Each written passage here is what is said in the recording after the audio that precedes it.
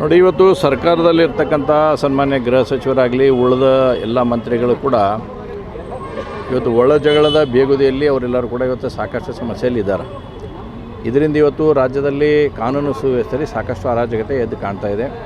ಸನ್ಮಾನ್ಯ ಗೃಹ ಸಚಿವರಲ್ಲಿ ನಾನು ವಿನಂತಿ ಮಾಡ್ತೀನಿ, ತಕ್ಷಣ ಈ ರೀತಿಯಾದಂಥ ಸಮಸ್ಯೆಗಳಾದಂಥ ಸಂದರ್ಭದಲ್ಲಿ ಇವತ್ತು ಆ್ಯಕ್ಷನ್ ಅನ್ನುವಂಥದ್ದು ಆಗಬೇಕು.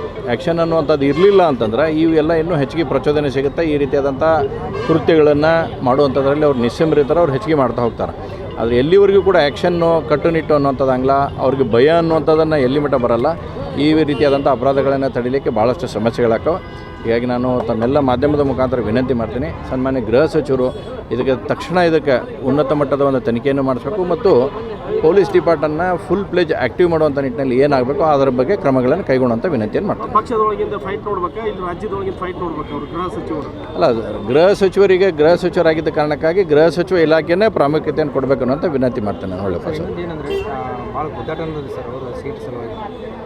ನೋಡಿ, ಕಾಂಗ್ರೆಸ್ಸಿನ ಆಂತರಿಕ ಚಟುವಟಿಕೆಗಳ ಬಗ್ಗೆ ನಾನು ಉಲ್ಲೇಖ ಮಾಡೋದು ಸರಿಯಾಗಲ್ಲ. ಯಾಕಂದರೆ ಅವ್ರ ಪಾರ್ಟಿ ಅವರ ವಿಚಾರಗಳನ್ನು ಅವ್ರವ್ರು ಮಾಡ್ತಾರೆ.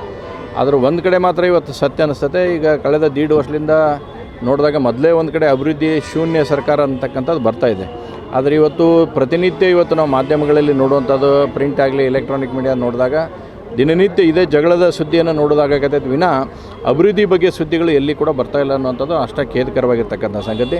ಹೀಗಾಗಿ ಸನ್ಮಾನ್ಯ ಮುಖ್ಯಮಂತ್ರಿಗಳಾಗಲಿ ಅವರು ಸಚಿವರಾಗಲಿ ಈ ಅಭಿವೃದ್ಧಿ ಪಥದತ್ತ ಸರ್ಕಾರವನ್ನು ಕರ್ನಾಟಕವನ್ನು ಒಯ್ಯೋದಕ್ಕೆ ಏನು ಬೇಕೋ ಆ ನಿಟ್ಟಿನಲ್ಲಿ ಸಭೆಗಳನ್ನು ಮಾಡಿದರೆ ಇನ್ನೂ ಭಾಳಷ್ಟು ಪ್ರಯೋಜನ ಆಗುತ್ತೆ.